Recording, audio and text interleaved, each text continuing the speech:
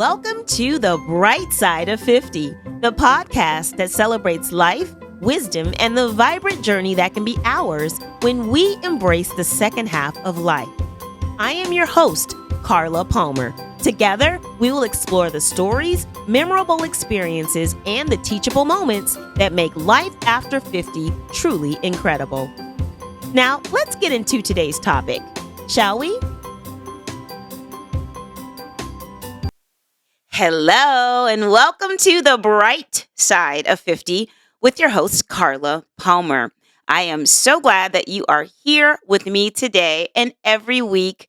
Listen, last week, we were talking about our 2024 fitness goals and how important it is, in my opinion, hopefully you agree, how important it is to have fitness goals every year. Every year, for the past, oh my gosh, I don't even know how many years, I have signed up to do a race. I've signed up to do a half marathon. I signed up to do Spartan races. I signed up to do 10Ks. I think there was a 12K at one point. I'm always signing up to do something. Now, the Spartan races and all of that, that's been a while because your girl really has to train for things like that.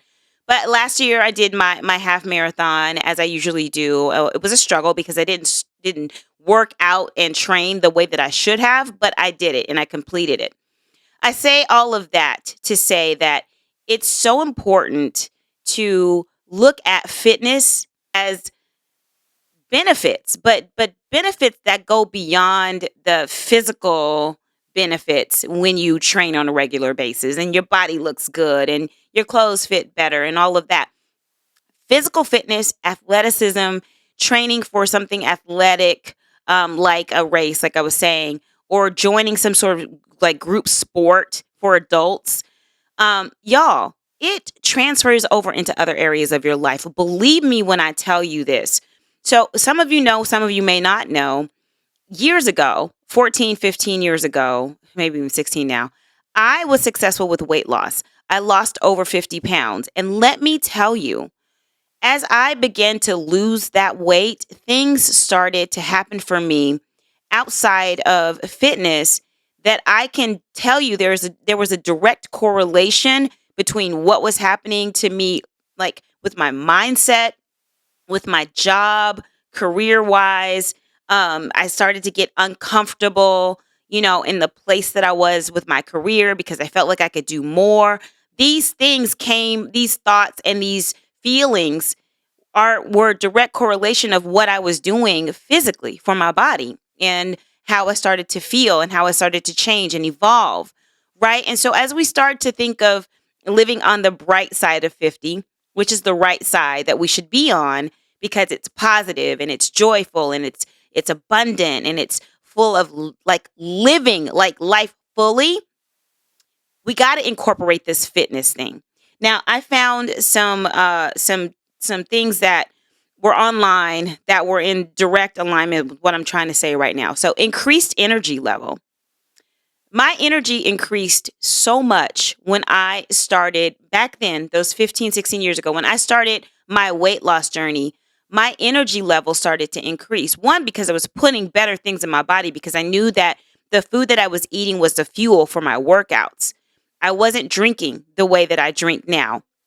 Let me rephrase that. I wasn't drinking the way that I was drinking last year in 2023 because your girl ain't going to do that drinking the way that I did last year this year.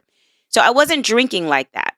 I was drinking tons and tons of water and I was moving my body and my endorphins were high and I just felt really good and really like inspired to do more things.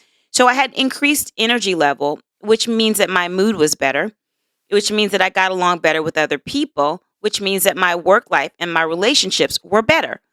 I had enhanced productivity. Again, these are things that I found on the internet that I can tell you are true. Enhanced productivity. Exercise has been linked to improved cognitive function and productivity. Amen to that.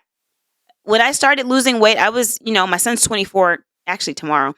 My son's 24 tomorrow, but he was little when I started my weight loss journey. And I can tell you, I needed energy to be a good mom. I needed energy to be a present mom because I was working a job. He was in school. He had homework. He was in sports, activities. He was he played the clarinet and the trumpet. So he was in all of these activities. I needed to make sure that I had the energy that was needed to be a good parent, to be a present parent, and to also be a good employee and a good manager because I was a manager at the time. I needed that energy. So it definitely enhanced my energy and my productivity level. Stress reduction. When you feel good, things bother you less. You are not as irritable, right? Like, this is not about looking good when it comes to physical health. It's going to make you a better manager, a better leader. It's going to make you a better colleague to other people. It's going to allow you the patience that is needed to be on a team or to be on a leadership team to do the things that are needed to make sure that you are doing a good job and that your clients or your participants are reaping the benefits of whatever programming or services that you are providing. So, reduces stress, improves your mental health. Same thing. Your mental health. It helps to alleviate depressive modes, right? It helps to decrease anxiety, right? Your mental health is important to you elevating in your career. It is important to you reaching those goals that you have. I work in development. I have fundraising goals that I have to meet. Every single quarter, I have fundraising goals that I have to meet in order for us to meet our annual fiscal year goals. Do you think that that's not stressful? Do you think that sometimes I am not full of stress and anxiety around, am I going to meet my goals? But I tell you what, when I get up in the morning and I go work out, or I work out after work and I relieve some of that stress and anxiety, and it prepares me for what's to come either throughout the day if I work out in the morning, or it helps me to get prepared for the next day if I work out after work.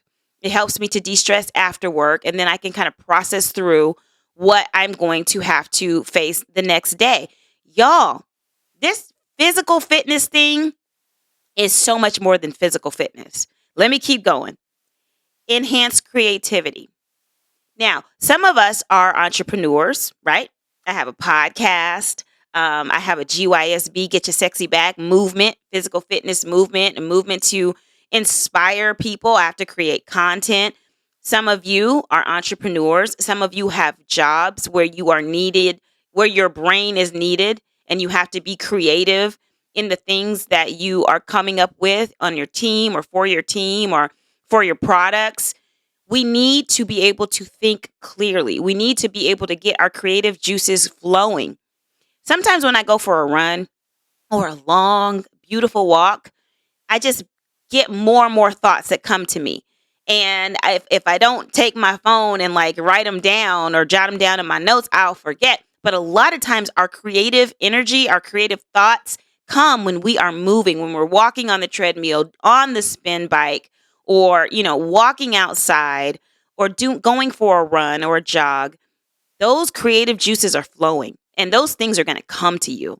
So don't sleep on the benefits of physical fitness outside of how you're going to look when you are consistent with your physical fitness. It's going to spill over into other areas of your life, in your career. Better time management. Now, this is a good one.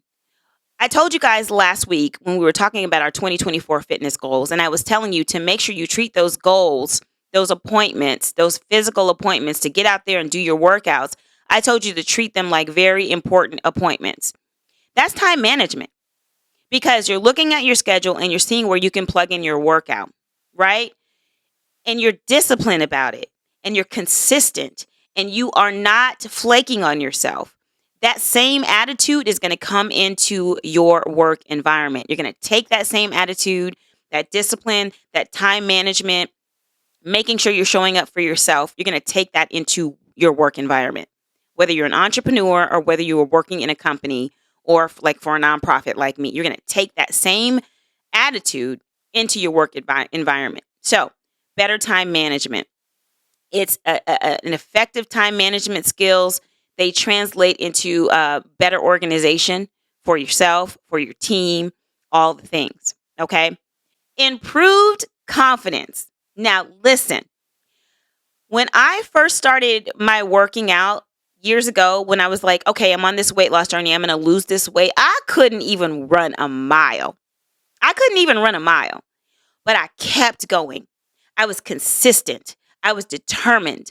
I was always set on beating my highest score.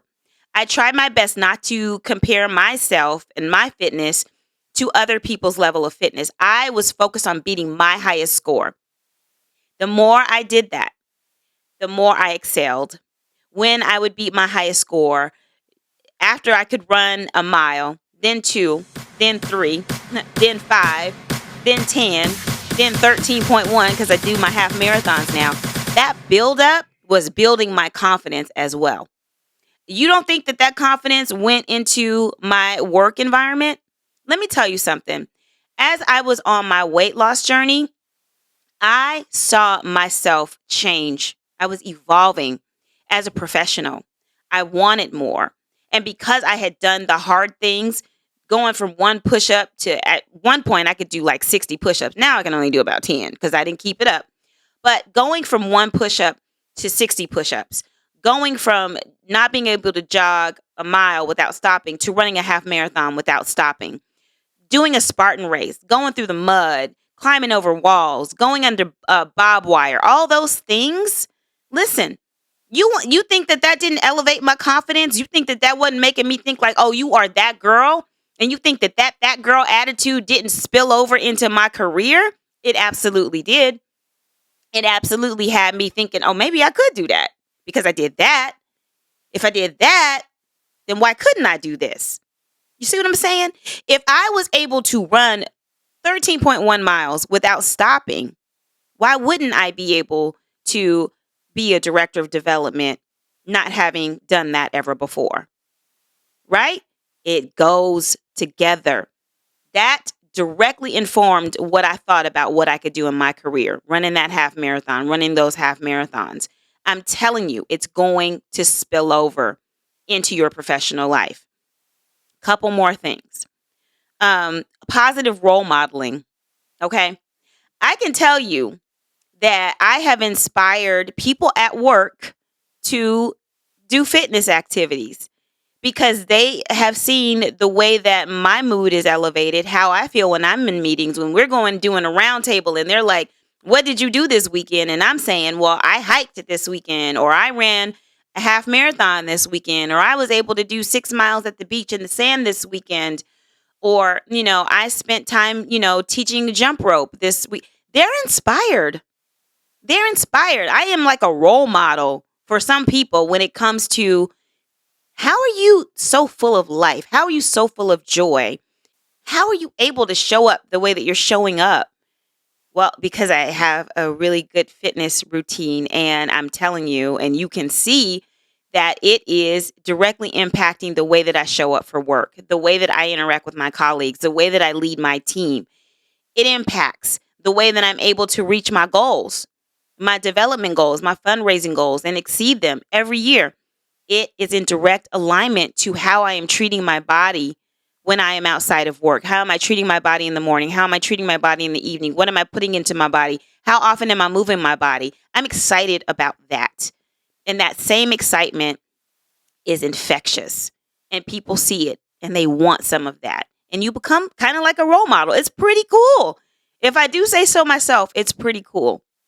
So I just wanted to share with you the non-physical benefits of having, a fitness routine, a regular fitness routine, and how it directly impacts and helps you to elevate in your professional life. I hope this was helpful. It's helpful to me, and it took me back down memory lane, and it further confirms why it's so important for me, not just this January, not just this first quarter of the year. It's very important to me. I hope this is sinking in for me, right? Like I said, these episodes are not just for me to be preaching to y'all. I ain't preaching to y'all. Living on the bright side of 50, right? Doing life in the best way possible so that we can be our best selves in this second half of life.